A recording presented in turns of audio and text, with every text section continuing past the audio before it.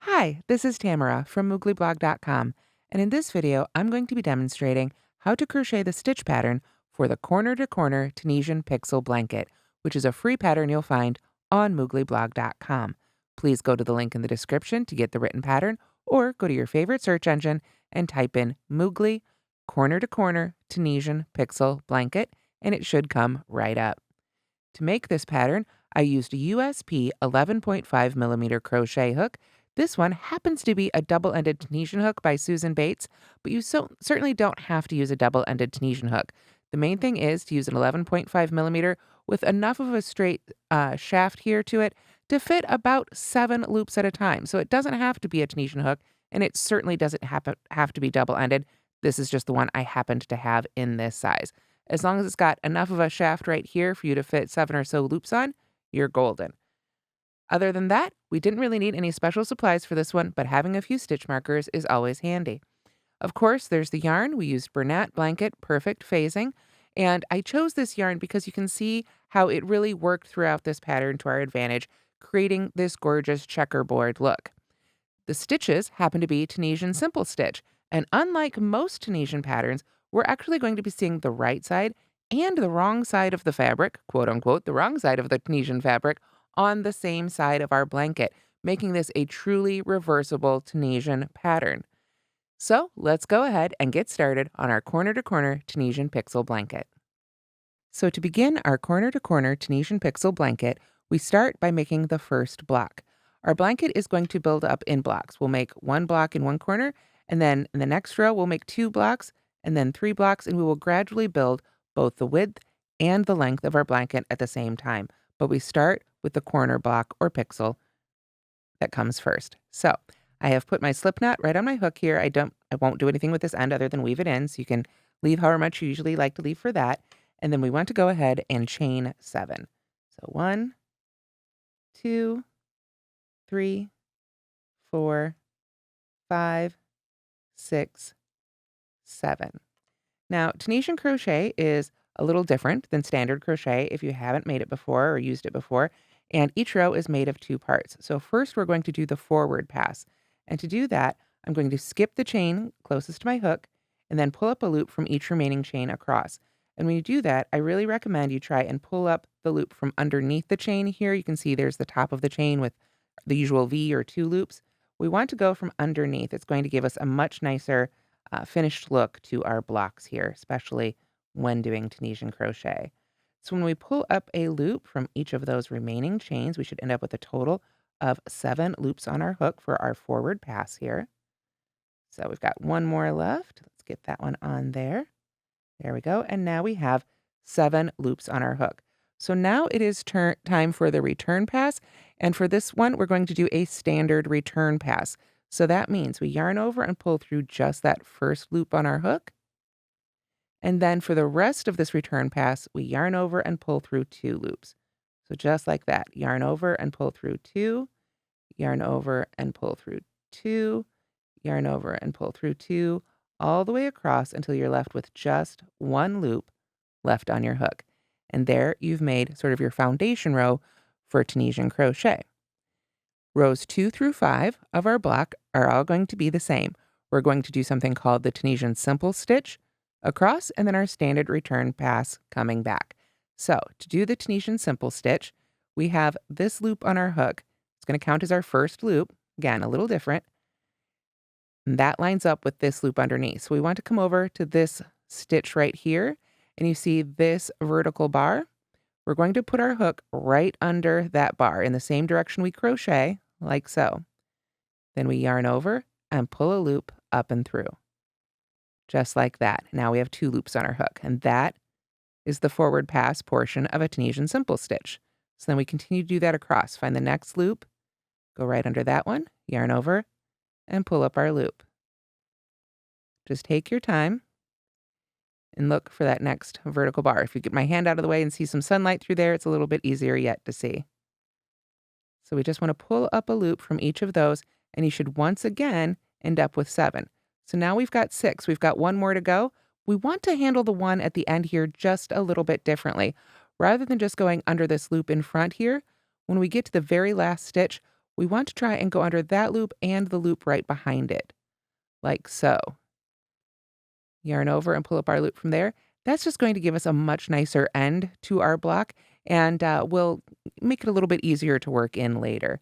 So now we've got, again, 1, 2, 3, 4, 5, 6, 7 loops on our hook, and it's time again for that return pass. So we yarn over and pull through 1. Remember, this is our standard return pass. And then we yarn over and pull through 2 all the way across until we're left with 1 loop left on our hook again. There we go. And the last one. So now we have done 2 rows for our first block. We need to do 3 more rows, just like the last one we did. And you can see now it's even easier to see exactly which stitches we need to work under. Remember, we've already got a loop on our hook. Tunisian crochet is a little different than standard crochet, where we're taught to never really look at that loop on our hook. It's just the active loop. Now it's kind of counting as that stitch right there. So we go right to the next one. If we went under that first stitch again, we'd be increasing, and we don't want to do that. We want to make sure we always have 7 loops on our hook. So I'm just going to continue again, just like we did before. Look for that vertical bar right in front there. Just slide right under it and pull up a loop. When we get to that very last one, again, I kind of like to just turn it to the side. You can see it actually just looks like the top of a stitch.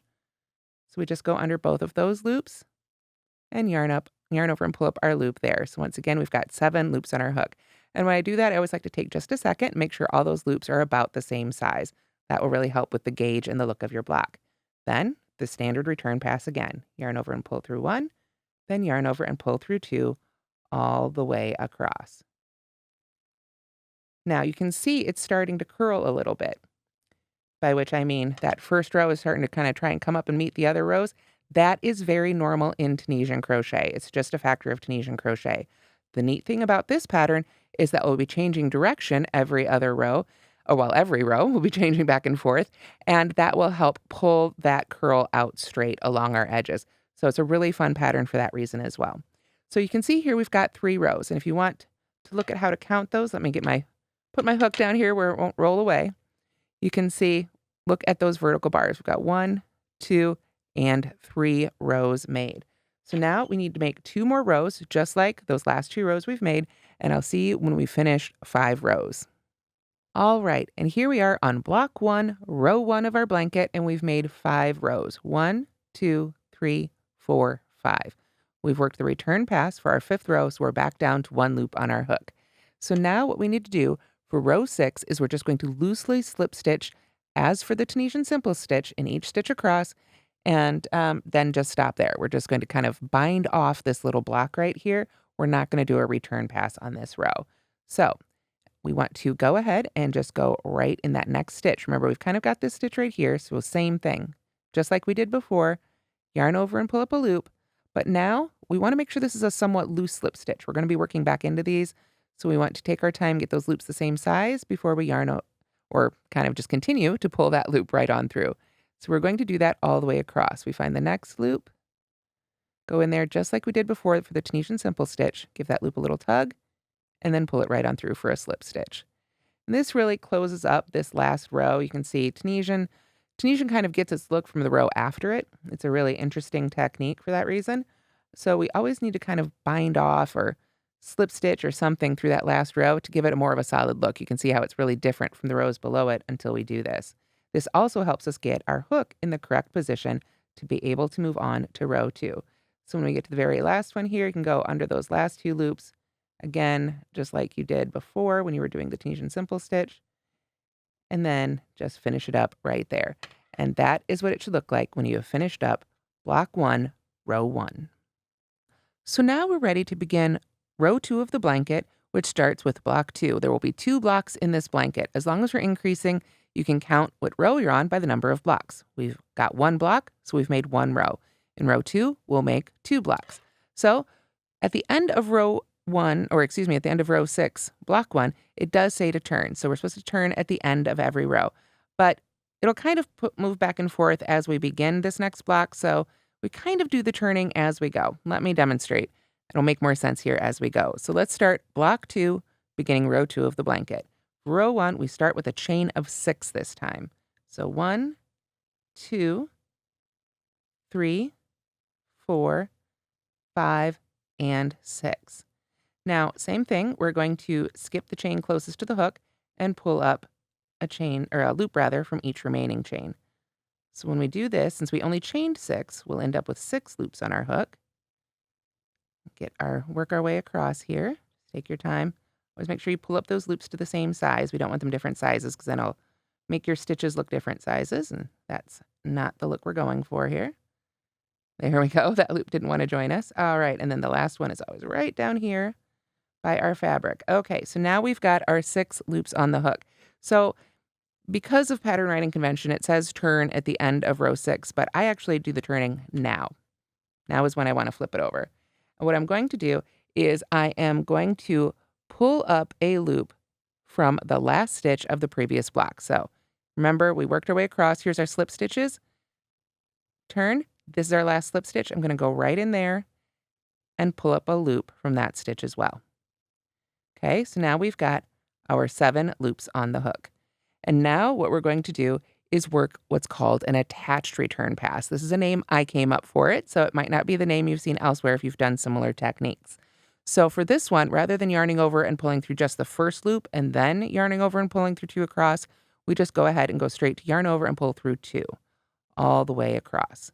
Because we pulled up that last loop from the block next to us, we don't have to do that standard return pass. Instead, we do what I'm calling the attached return pass, where you just go straight to the yarn over and pull through 2. So there is row 1 of block 2. So you can see how it's attached to what was the top of our previous block, and our previous block is now showing the wrong side, which I think in this stitch creates a really neat look that we'll see develop as we go. So let's go ahead and jump right to rows 2 through 5. Again, all the same, just like they were in the previous block, but now we're going to be attaching to the block next to us. So again, it's Tunisian simple stitch. We look for that next vertical bar and go under there and pull up a loop. We do that all the way across, and we should have 6 loops. Let me pull up a little bit more for my skein here. There we go. I always like to be able to control the tension with my hands and not be pulling against the skein. That can make your stitches tighten up quite a bit and change your gauge. So I worked my way across here. You can see we get to that last one. And now I have 6 loops on my hook, so I'm going to go to the next stitch here. We worked that one previously, so now we go right to the next one and yarn over and pull up a loop from that stitch. We've got 7 loops on our hook, so we can finish our return pass. And it's our attached one, so we just yarn over and pull through 2 all the way across. Because we're attaching to another block, we use the attached return pass. That's how I came up with it, and I'm hoping it will help everybody remember. So let's go ahead and do another one of those. Let's make row 3 together. Again, we've got our first loop there, so we go to the next stitch, yarn over and pull up our loop, yarn over and pull up our loop, yarn over and pull up our loop all the way across until we've got 6 loops on our hook here. I always like to stop and count, make sure I'm in the right spot. And then I can look at my stitches. I worked in that stitch, so there's the next one. Yarn over and pull up a loop from there. And then once again, yarn over and pull through 2 all the way across. There we go. So you can see now we've got 3 rows here. 1, 2, 3. So let's do this 2 more times, and I'll see you when we're done with that. Okay, so now we have worked 5 rows. 1, 2, 3, 4, and 5. So now we're ready for row 6 of block 2. You'll notice there's another stitch right here. That's okay. That's on purpose. Row 6, we're again going to do that loosely slip stitch across in the style of Tunisian simple stitch. So just like we were making another stitch, again, pull that up. Make sure those loops are the same size so we can get back in there later and finish the slip stitch. That's a great technique. It's one I've tried to get into a habit of doing with all my slip stitches lately, because you just never know when you're going to want to work back into them. And it also keeps it from being quite as tight. Sometimes when you have a slip stitch line on something, you're trying to make it really tight, but if you're not, then this technique can make those stitches just look a little bit nicer and more even. So I've got one more loop here. There we are. I want to make sure to work under all of those. That brings us right back to this one. So we're just going to go ahead and slip stitch right in that last stitch along the top of the previous block, like so. And that is what it should look like when you have finished block 2 at the beginning of row 2 of your blanket. So now we're ready to make block 3, which will finish up row 2. So here's our block for row 1. Row 2, we're going to make a block here and then a block right here. So 2 blocks in row 2. Now, you can see, again, it's Tunisian crochet, and we already have this loop on our hook, so we're going to count that for our first loop, and then we want to go across and pick up 6 loops from the side of this block.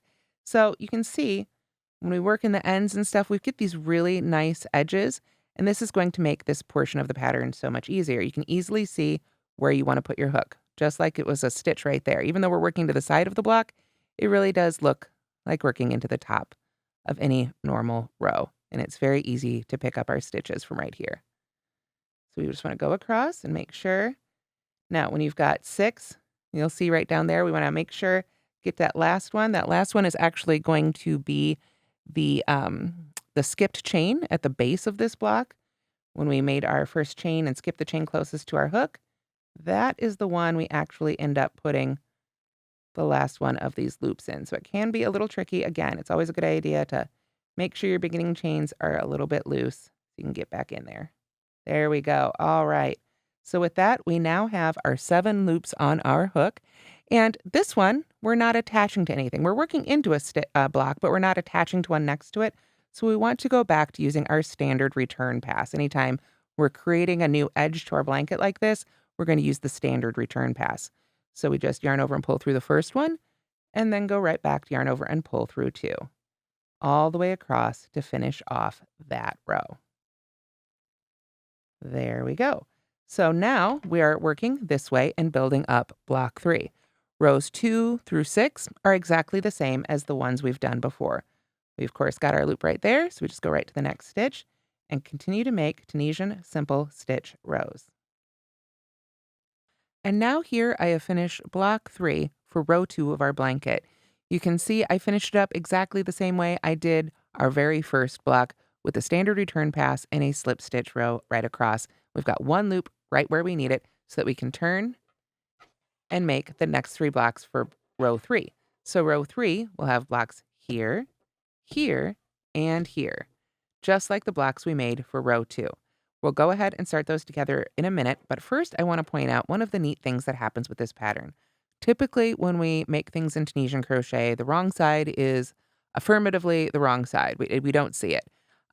This pattern, we're going to go ahead and see the wrong side of our Tunisian crochet. And I actually really like doing this with Tunisian simple stitch because of the way the stitches then line up. You can see here we have the lines for our Tunisian simple stitch that then line up with the other side, or the quote-unquote wrong side of the next row.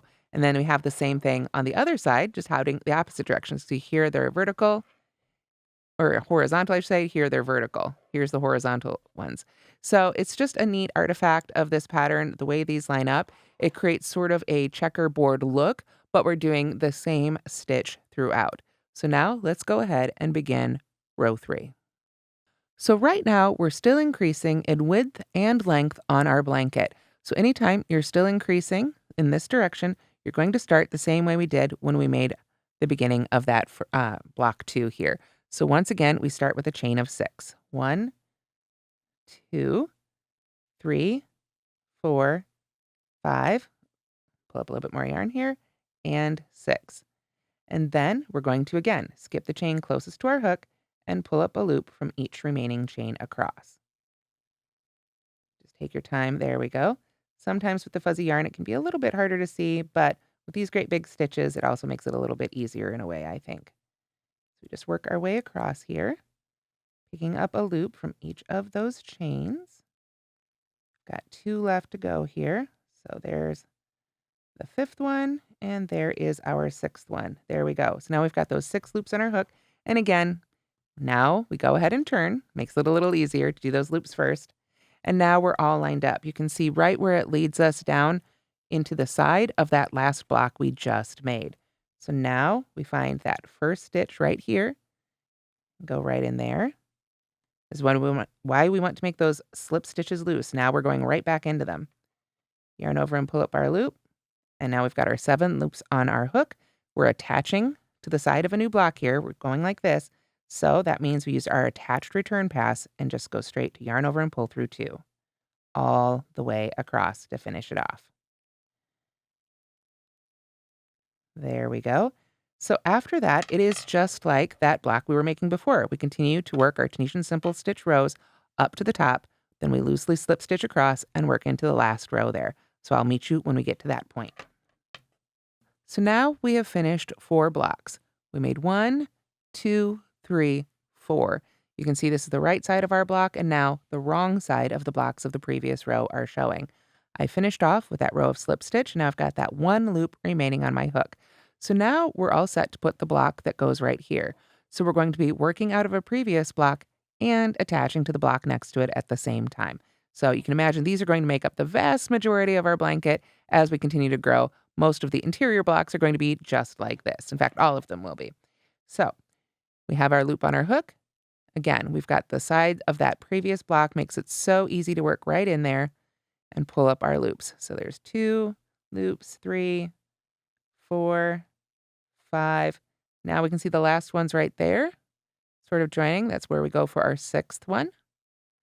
And remember, we want to get to 7. So now we can go ahead and start working up the side of that next block. So if you lay it out, it's pretty easy to see they just line right up along here. You don't have to worry about like skipping anything. You go right into that next stitch, and we've got our 7 loops on our hook. And of course, because we're attaching to a square, it's our attached return pass. So we go straight to yarn over and pull through 2 all the way across because we don't need to build up that side. That side is already built up for us. So with that return pass made, you can see now we can continue building this direction and just attaching to those stitches beside us as we've been doing for all of our other attached blocks. So I'll see you as we finish up block, which would be block 5. And here we have finished up our 5th block. Again, they went 1, 2, 3, 4, and 5. So you can see we're building the width of our blanket and the length at the same time. You can also see already, even though we've only started 3 rows really, how moving back and forth, turning our work is really helping to straighten out the natural curl that Tunisian otherwise displays. So I think that's just an extra neat feature of this pattern. So with that said, we're now ready for block 6. Block 6 is going to be sort of the standard last block of the row as long as you're increasing. If we want to keep going this direction, then we need to add a block right here. It's going to be just like that last block we did at the end of our previous row. So let's do one more together here and get it started. We've got our loop on our hook, and of course we've got the side of our block here ready and waiting for us, making it super easy to find those stitches. So there's 3, 4, 5, 6 loops. Take a moment to get those sort of all the same size and settled. And then again, we'll go into that skipped chain for that last loop right down there. Sort of acts as the turning chain to give us the height for that first row. And that means it is the stitch here on the end that we want to work in. This one seems to have been a little tighter. There we go. Got my hook in there. So I can pull up my loop. And now we have our 7 loops on our hook. And again, because we're working on the edge of the blanket here, we're not attaching to anything. We want to make sure to do our standard return pass, yarn over and pull through 1, and then yarn over and pull through 2 to finish it off all the way across. From there, we just work the usual block rows 2 through 6, making sure to work the standard return pass all the way up. So now we've made 6 blocks and finished row 3 of the blanket. So let's take a quick moment to look at the way we're working here. Row 1 had 1 block, row 2 had 2 blocks, and row 3, 1, 2, 3, has 3 blocks. And we're continuing to increase in both directions. So you can continue to do that until you have at least one of the dimensions you want for your blanket. So once you have the width, then you will want to start increasing on one side while decreasing on the other. That will help you create a rectangle. If you want to create a square with this pattern, then you would go straight to decreasing on both ends. So, because this pattern offers several different sizes, and you may wish to make your own custom blanket in your own custom size, of course, let's go now. We've talked about how to increase on both ends, so let's move to where we're maintaining the width but adding length. Sort of a standard thing for most blankets. Most blankets are going to be a little bit longer than they are wide. So what we do first for our next row, once we're ready to start doing that, is we move to where we maintain the width and adding length on the written pattern, and the next row of the blanket will decrease at the beginning of the row. So sort of like this would be our width here, and then we'll be creating our length here. Again, it's a completely reversible pattern, so it doesn't really matter. At this point, it should be even on both sides. So we begin to maintain the width and add length by beginning to decrease at the beginning of the next row. So how do we do that? Let's go ahead and get started. To begin decreasing, what we want to do is get our loop and hook back to here. So we're going to go ahead and turn. And now we're going to loosely slip stitch in those slip stitches we just made. I know it seems a little extra, but we really want to close up that last block. So once again, go ahead and keep these pretty loose and work your way across. The great thing about slip stitches is it's a great way to travel our yarn without adding much, if any, height to our work.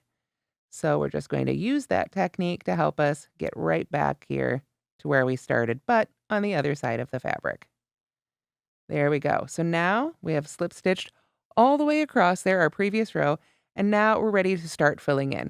Remember, we've decided this is going to be the new side of our blanket. We've got our corner here. So now we're going to start filling in this block right here. So we can turn our work a little bit, pull up some more yarn if needed. And now we're going to go straight to pulling up 6 loops from the side of this block. We've got 1 loop already on our hook, very conveniently placed for us here. So now we want to go ahead and pull up those 6 loops. So we've got 1, so 2, 3, 4, 5, 6. Again, kind of looks, you can see it's that one that's kind of joining right there. We know we're in our right spot. We've got our 6 loops, and we're going to be attaching to the block next to it. So we go right into there to get our 7th loop. And you can see, again, those stitches all line up really nicely, making it pretty easy to find them.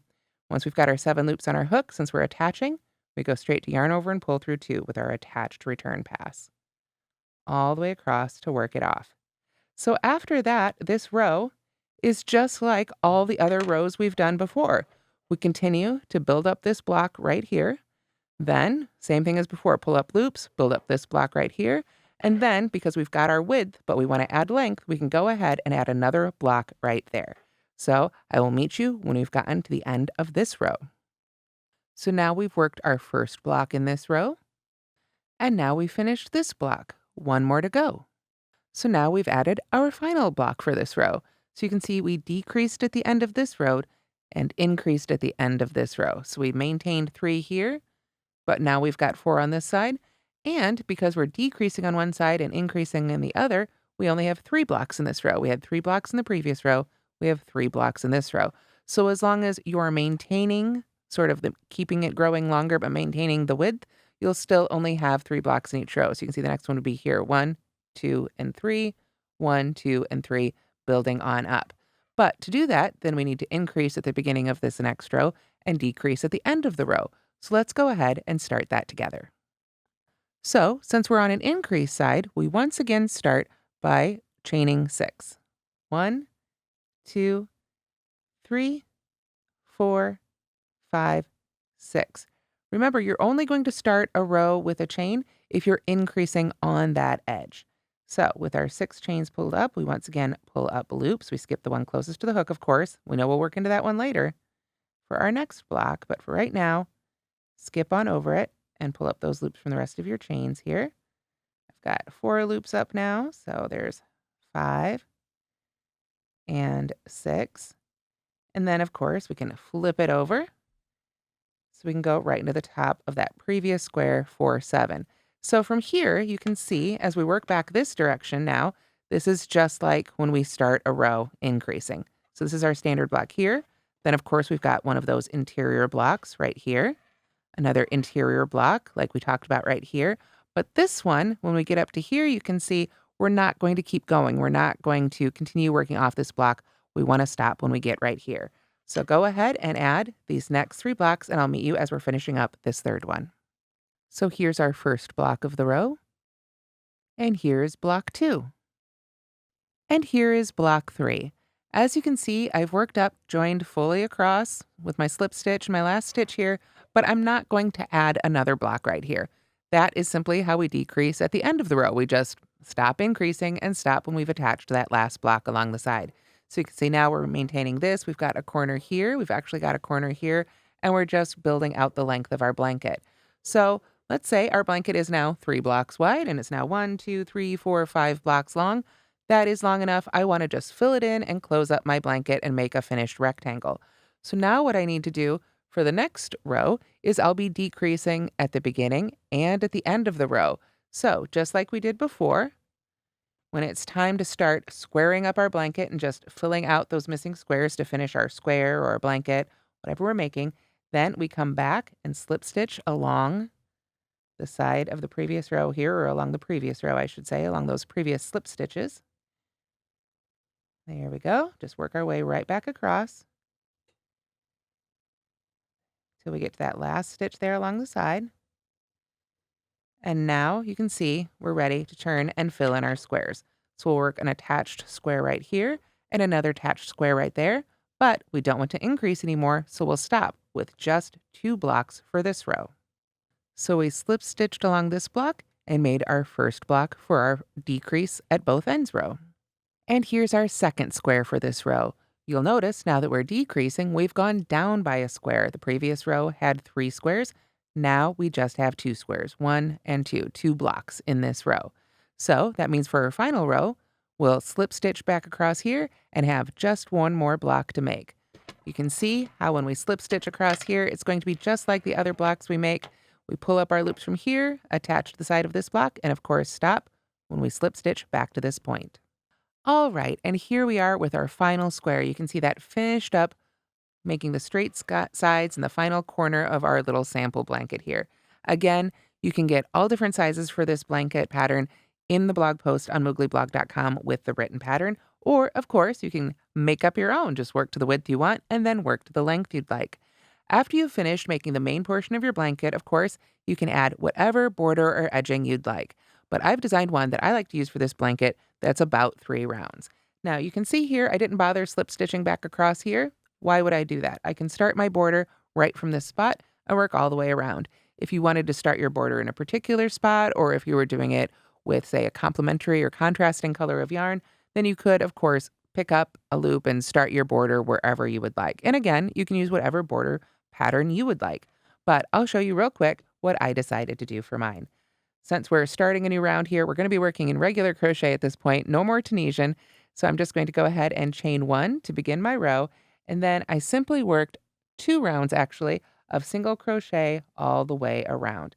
I tried to work 5 single crochets in the side or top, basically whatever it presented itself as I'm working around the blanket of each block. So 5 single crochets along the side of each block.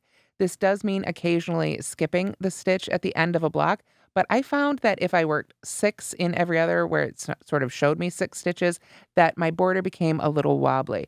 So if you can, just go ahead and however you like to do it, count out. So you get 5 stitches in the side of each block. So you can see here, got 1, 2, 3, 4, 5. I want to make sure to get 5 in the next of this side of this block here. You can see here we've got those couple rows of slip stitches. I like to go ahead and we'll just skip this one. Let's go right to this slip stitch right here. And again, this is where we want to make sure to keep them kind of loose so that we can work into them later. This is going to create sort of an interesting edge along your blanket, touching the border, but I think it enhances the look a little bit here. So there's 5 in that block. So then I will just come over here and visually go right to the next block and say, okay, where do I want to put my 5 stitches in this one? Let's jump right here. 1, 2, 3. Fingers got a little clumsy there. 4 and 5. And then again, just doing that all the way across. You can see that, I think, tightens up that border a little bit. I think if I'd added that 6th stitch in there, it would make it a little wobbly. But everybody's gauge and tension is a little different, and you might be using a different border pattern altogether. So you can work into the sides however it lays best for you. But this is what I included with the written pattern and what I used in the blanket that you see on the blog. So here I am, I'm coming to a corner. So I'm just going to go ahead and work the 5 single crochets here along this side of the block. You can see it really pays off to take your time and make those slip stitches a little loose so we can get right back in there. Now, when I've worked 5 stitches there, you can see there's kind of an extra stitch right here. I'm going to skip over that altogether, chain 1, and turn to work along this side and go right back to the same thing. So sometimes when I'm not sure where I want to start working in, I'll actually see where I want to end up. This looks like a good place to end up on the side of this one. So 1, 2, 3, 4, 5. That informs me where to put my hook to begin. Now you can see that leaves that stitch kind of loose there in the corner, but I will show you on the finished blanket as well. I really actually like the way that looked after we make the next 2 rounds of this border. Again, when you're making your blanket, if you don't like skipping over that stitch, you don't like the look, don't skip over it. It's your blanket. You can work into whichever part of it you prefer. So now I've got 5 stitches in the side of that square, and I would just continue that all the way around, making sure to chain 1 at each corner, and then when I come up here, I will join with a slip stitch. So once you get all the way around, you can join with a slip stitch. Then the second round of the border is simply chain 1 and single crochet all the way around again. This really helps straighten it out a little bit more evenly than you can see right here.